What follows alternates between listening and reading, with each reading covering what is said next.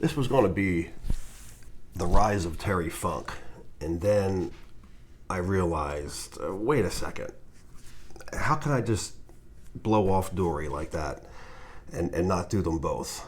They had such a storied history in professional wrestling. They gave us so much. Terry was not on a lot of magazines. Quite frankly, neither was Dory. And it puzzled me. I thought for sure they'd be on a heck of a lot more covers than what they were. And then I realized that they ran their own territory in Amarillo. They were independent from the NWA until like 1968, I believe it was, or 69. No, 68. So they didn't get a lot of coverage. Being small and independent like that, the magazines weren't going to be putting them on the covers, especially not being affiliated with the NWA at that time or the WWF. So that led me to believe that's why they weren't on as many as one would think. Growing up, I really wasn't a fan of Terry Funk, mostly because I never got to see him. The only first time I got to see him was when he came to the WWF in 1985. He was there for a short stint. And then he left, kind of disappeared again for a handful of years, popped up in the NWA, took on Ric Flair for a little bit for the title, and then disappeared again. Lo and behold, come to find out that they did a ton of traveling through Japan, and they were icons in Japan. If you look at the Japanese issues with the Funks, my God, I can't keep count. I only bought the ones from the 60s and the 70s. They're on a boatload of magazines from the 80s, and it makes up for all the lost issues that they were not on in America. But this is going to be a combo of both Dory and Terry, and I was like I said, I was never really a fan of Terry Funk, only because I never got a chance to really see him. My first opportunity to see him was the night the line was crossed at ECW. I was fortunate enough to sit ringside to watch the three-way dance between Terry, Shane Douglas, and Sabu for that 1 hour match for the championship. And here's a shot of Funk hanging off the end, getting bloodied up. That night made me an instant fan of Terry Funk, and I couldn't get enough of him from that point on. So it wasn't until the ECW is when I became a fan, seeing a guy 50 years old, putting his body through that kind of torture, putting his body through the barbed wire matches and the death matches in Japan. No other wrestler in the world at that age would ever dream of doing something like he's done.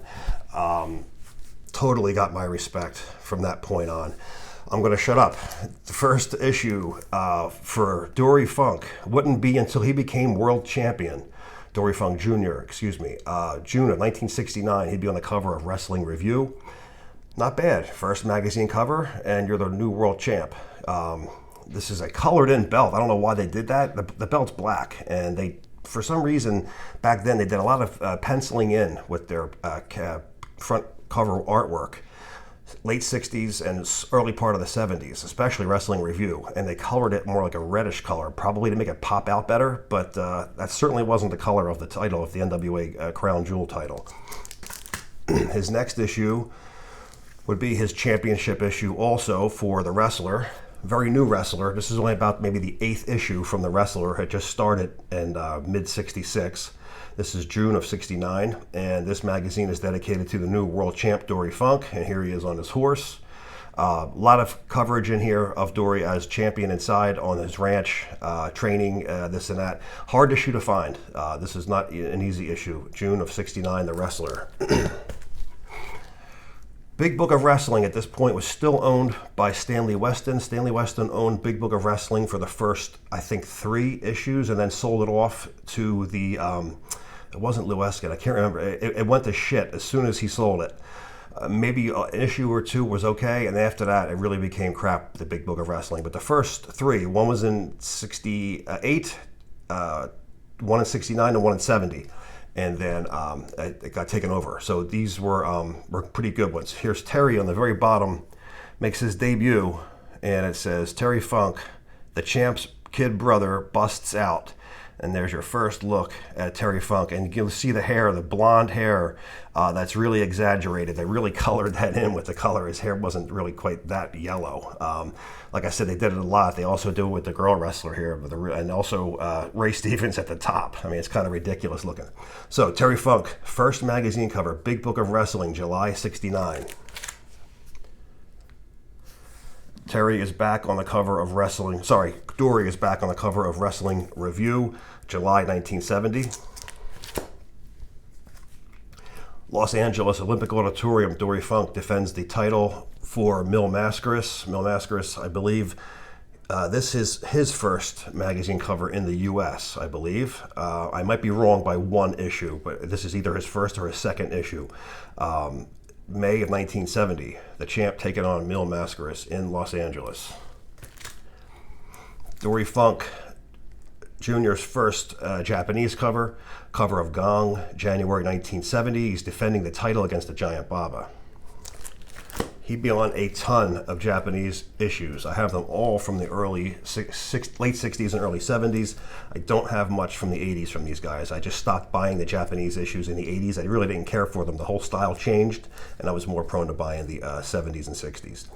Here he is again on the cover against the Giant Baba, February's issue of Gong, 1970. Taking on Antonio Inoki now, 1970, September, and here is Inoki doing a back drop kick to the chest of Dory Funk. Dory Funk brings his kid brother, Terry, to Japan, September 1970. Will be their first cover together, Terry's first cover in Japan. Here's a shot of Dory Funk Sr., rare shot of him on a magazine. I've only known maybe 2 or 3. May of 1971, Dory Funk Sr. looks very much like Dory with the hair, but kind of looks like, Terry's nose and mouth, so he has a combination of both of them. This is also the issue of Pedro Morales becoming the Worldwide Wrestling Federation champion, beating Ivan Koloff. Jack Briscoe taking on Dory Funk Jr. at the Bayfront Center, St. Petersburg, Florida, June 19th, 1971. This is an official program for this Championship Wrestling from Florida title championship bout. Wrestling Monthly. This is issue number 1 for Wrestling Monthly, and it's got all 3 world champions on the cover. Pedro Morales, which is wearing the WWF United States Heavyweight Championship belt. He held that belt when he faced Ivan Koloff for the WWF Heavyweight Championship. And when he beat Koloff, he held both titles, and the U.S. title was no longer. Dory Funk in the right-hand side. This is October 1971. It'll say first issue, volume 1, number 1, Wrestling Monthly. Wrestling Monthly for a low-budget magazine was a pretty good magazine. I actually like that a lot better than Wrestling Review or Wrestling Complete Wrestling. Those two for that time period were pretty bad. Dory back on the cover, Dory Jr. back on the cover October of 71 against Jack Briscoe. Could possibly be from the Bayfront Center. Not sure. Doesn't really say inside. October 71. Here's the brothers back on the cover for a tour back to Japan. December 1971, Dory with the World Championship belt. Both brothers holding up holding each side of the championship belt.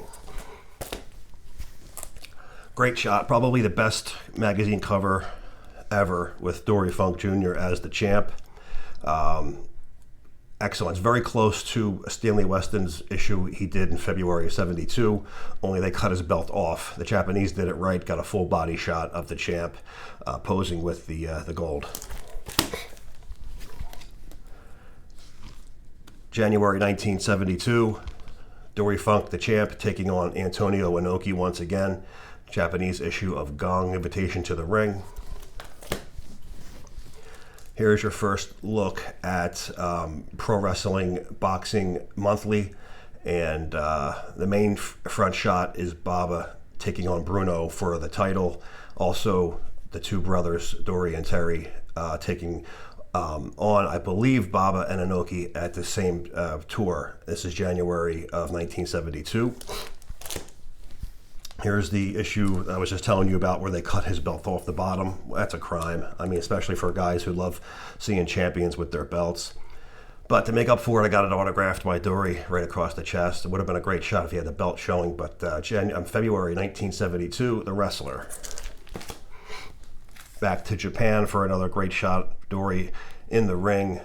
This is a Boxing Wrestling Monthly special issue. Boxing is cut out of this issue. It's wrestling only. Whenever you see the, where is it?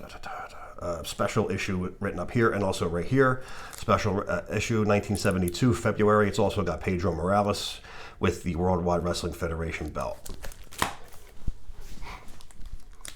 Funk, still the champ, on the cover of October 1972 Wrestling Review. This is an early shot of Terry Funk, I believe from 67. Just an early look at him on his first Wrestling Review cover, March of 1972, sharing the page with Mil Mascaras, who is the the America's champ from the NWA Los Angeles territory. Wrestling Yearbook 1972. It's got all three champs. Pedro without the belt in the middle. Vern Gagne with the Omaha version of the AWA Heavyweight Championship belt. That's a whole topic on itself.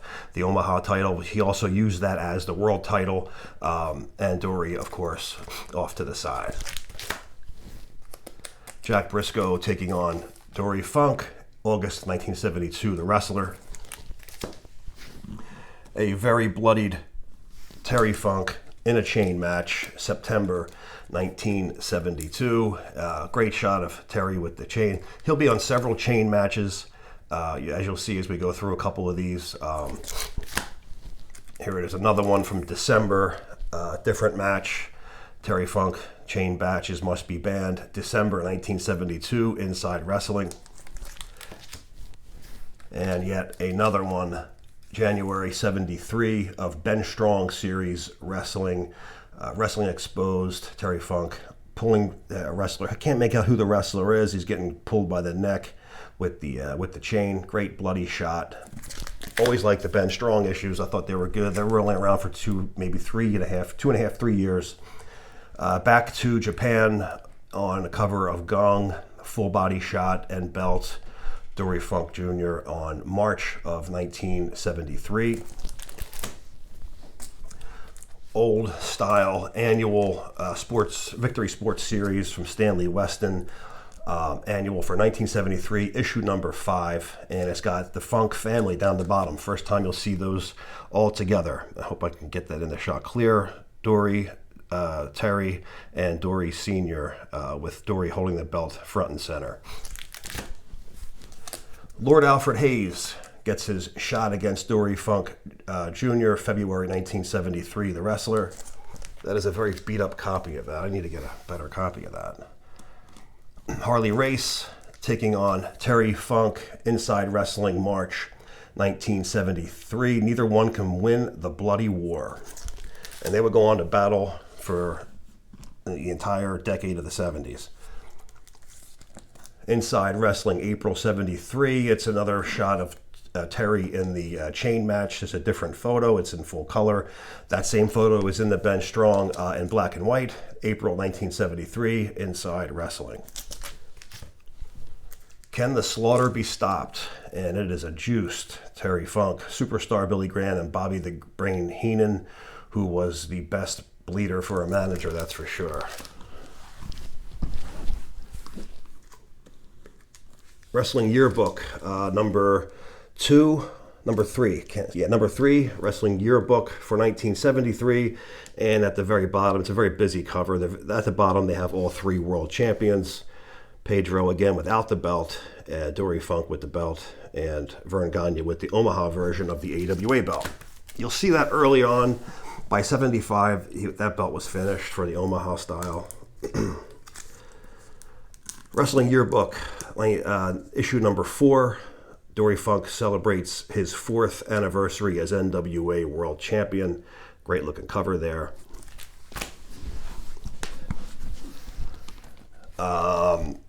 there was a story that happened that caused a lot of controversy with Dory defending the title against Jack Briscoe. For those who know the story, kind of know the situation. An abbreviated version of it was Funk was dodging. He didn't want to defend the title to him. They didn't want to drop the title to Jack.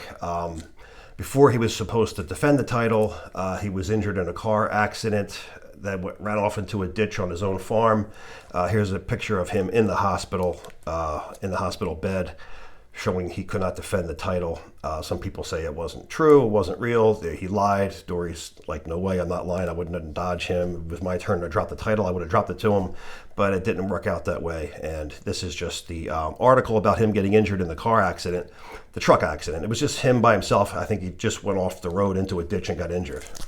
Nothing really serious, he just couldn't wrestle at that time.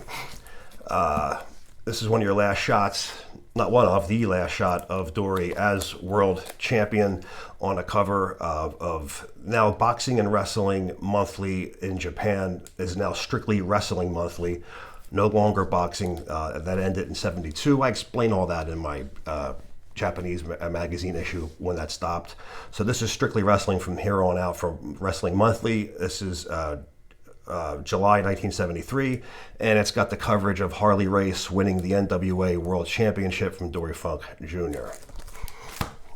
Gong has their coverage 1973 of Harley winning the title in this issue. This is your last look on the cover of Gong for Dory as champ, and your first look with Harley Race with the crown jewel.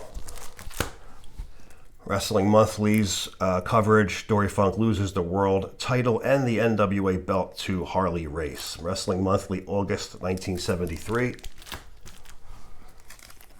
Gong also ran another article. What was that first one? No, that's still a separate volume. Okay, Gong separate volume. This is August, a month later. I guess they ran double stories on Harley Race's win, and this is the match. This covers inside the match of the Harley's win, the pin, all that kind of stuff, and mostly coverage for Harley's win, his celebration win.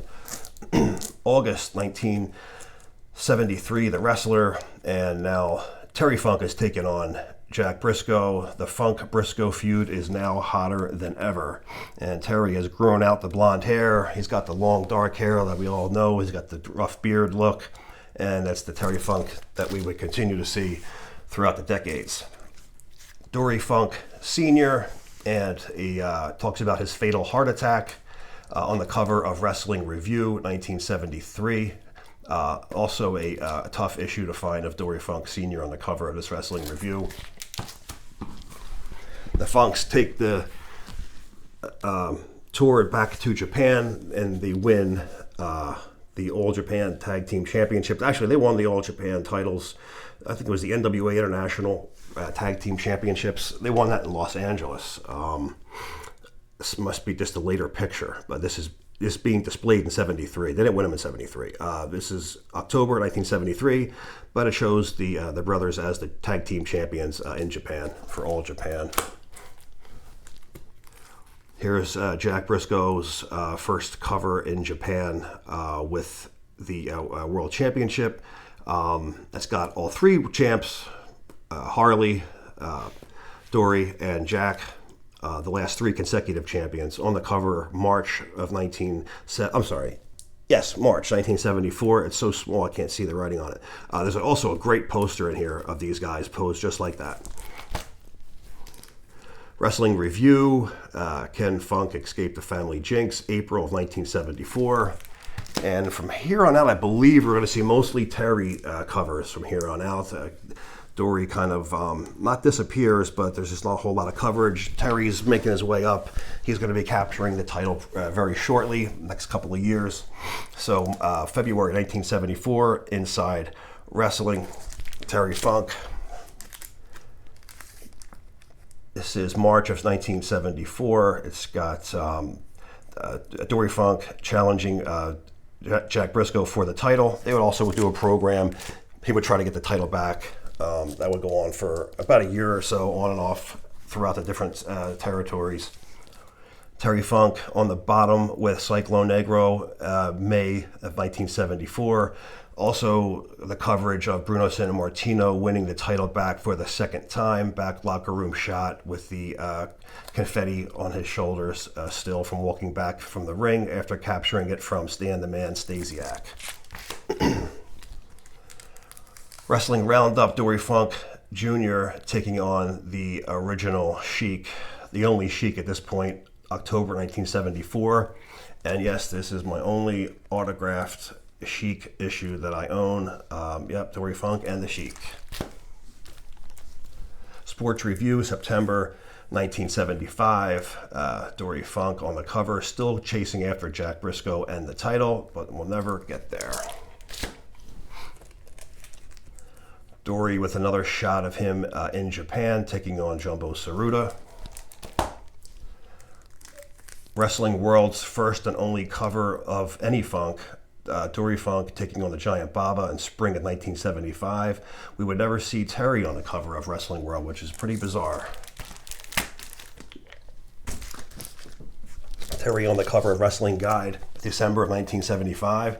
A lot of companies didn't put Terry on. He was never on the main event. He never did a cover for PWI. He was never on Superstars. There was a lot of magazines that didn't put Terry on. And it's really a shame. Inside Wrestling, March of 76. A small shot of Terry right here. It's too small. I don't have my glasses on. I can't see what it says. Wrestling Monthly, Dory Funk, April of 1975. Dory's plans to get the NWA title back. But he won't, and little brother will. Here is Terry on the cover of Volume 1, Number 1 of the NWA magazine. It came out, I'm not sure what year, honestly, it came out. It either came out in 76 or 77. It was only around for one issue. The same person would go on to do the WWF magazine Wrestling Action for those 4 or 5 issues. And Terry Funk on the cover now as one of the 3 world champions, front and center on his first appearance on the Wrestling Yearbook, issue number 16, along with Nick Bockwinkel for the AWA Championship and Bruno Sammartino, the WWF Champion. Wrestling Review, June 1976. Terry Funk makes the family a double world champion. June 76, Wrestling Review. Another repeated shot that we just seen Terry in a bloody cover not too long ago. Wrestling Monthly was notorious for doing reshot photos for their covers. Wrestling Monthly, Wrestling Review, Complete Wrestling, Wrestling Guide. They would all use the same covers because they were all owned by the same company, and you would see the same one 4 or 5 years later. A lot of repeated ones with these. That was like the big turnoff with these cheaper magazines from Canada at the time. But they're advertising Terry Funk as the NWA champ, and will he give his brother a crack at the title?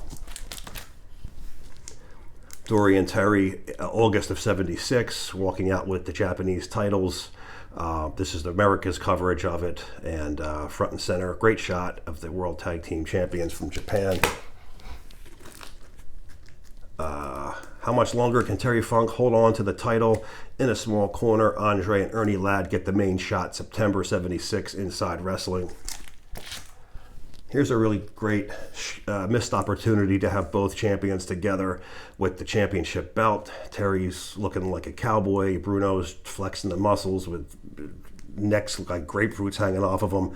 Too bad they don't have their belts on. Oh man, it's a shame. 1976 annual, number 15, Victory Sports Series annual. December 1976, Terry's toughest match and his best. Who's it against? I'll leave it up to you to buy the issue and read it for yourself. My only Terry Funk autograph magazine with him. Actually, no, I think I have 3, but this is the first one I had of Terry as world champ, February 1977, Inside Wrestling. Great shot of Terry, red, white, and blue background, red, white, and blue trunks, the bandana, the gold belt. Great looking shot, signed across his chest. I'm trying to think if I brought all 3 covers that I had him signed here. I'm not sure if I have them in here or not. March of 77, Inside Wrestling. Terry Funk is driving Jack Briscoe crazy. Terry Funk, the better wrestler since becoming champion, question mark, on Sports Review, January 1977. Okay, this is the second one I have. Bruno as world champ, Terry Funk signed as NWA world champ, Wrestling Annual 1977, number 18. This is also the last one. They went for the numbers, so they went 1 through 18, and then 19 went with Mil Mascaris on the cover, and they went by calendar months. No, actually it was spring, summer, fall, winter. Those issues switched. So 1 through 18 for the annuals, and then it switched to the time of the season. Terry Funk loses the world title at this point. January 77's issue, he loses the 2 titles, meaning that he's taking on Jerry Lawler here for Jerry Lawler's belt, and he would not win that title either. Inside Wrestling, January 77. The Wrestling Monthly has an annual special and still has Funk as the NWA champion on the cover. These were ran quarterly. Terry Funk, this is actually out of order, this is 79. This is Wrestling News, February, March of 1979, with Terry as the world champion. It's just in a wrong date for you guys, sorry about that. Wrestling Picture Book, small shot of Terry up here holding out his robe. Very, very busy cover, but pretty cool nonetheless. It's got a lot going on. These are all old covers and back covers redone for front cover for this one picture book, and inside's got a lot of in-action shots as well. Mr. Wrestling 2 taking on Terry Funk in the spring of 1977 yearbook. 78, January 1978, Inside Wrestling, and it's got the Sheik taking on Terry Funk. It's also this shot at Madison Square Garden for Superstar Graham getting ready to take on Dusty Rhodes. Speaking of Dusty Rhodes, here he is in a bull rope match with Terry Funk in October of 1978, Wrestling Review. Mr. Wrestling 2 once again on the cover, November of 1979, The Greatest Battles. And we're going to cover through a bunch of Japanese issues for the 80s. They would go to All Japan. They would battle some ridiculous blood feuds with the Sheik and Abdul the Butcher, and also take on those two in the World Championship tournament they would have in All Japan. This issue also has the Antonio Inoki winning the title against Bob Backlund, the WWF title against Bob Backlund. This is January 1980s issue. The Mascaris brothers and the Funk brothers. And this is January 1979. I think it says 9, or it could be 8. I'm sorry, guys, I can't see it. It's just talking about the feud coming up between the Funks and Abdullah and the Sheik. Another one with Abdullah and the Sheik talking about the Funks for the World Open Tag Team Championship Tournament. And that would be one hell of a bloody brawl. I'm not sure if this is on YouTube or not, but Funk was bloodied up, man. The fans went nuts. The Sheik and Abdullah kept him in their corner. They kept jabbing him with forks and spikes, and he couldn't get to make the hot tag. Dory's waiting for him to get over, and finally, when the tag's made, the place goes nuts. Just a great match, great bloody match. These three were beyond bloodied up, man. This is December 1978, Invitation to the Ring Gong. Another invitation to the ring from the same tournament, just showing Abdullah and Funk. You can see the bloody face on Funk here. A very similar shot to the last one, but a little bit different now. The Sheik is sticking a spike in Terry's ear. He's screaming. The fans are going apeshit when they see this. Abdullah is juiced. Man, what a great cover. September 1979. This gets us into 1980, and the Funk brothers are the tag team champions, and they're on the cover of Gong Separate Volume, March of 1980. The feud continues. Abdullah and Funk take on each other in May of 1980 on Wrestling Monthly, Pro Wrestling Monthly. Back to Gong issue of April 1980. Funk holding up, hard to see, but he's holding up one half of the tag team championship belts here. Terry Funk taking on Dusty Rhodes in a bloody cover sports review, February 1980. And America jumping on the Abdullah Funk Wars and Sports Review, October 1980. This was winner take all in Georgia. Brother Will Kill Brother, October 1981.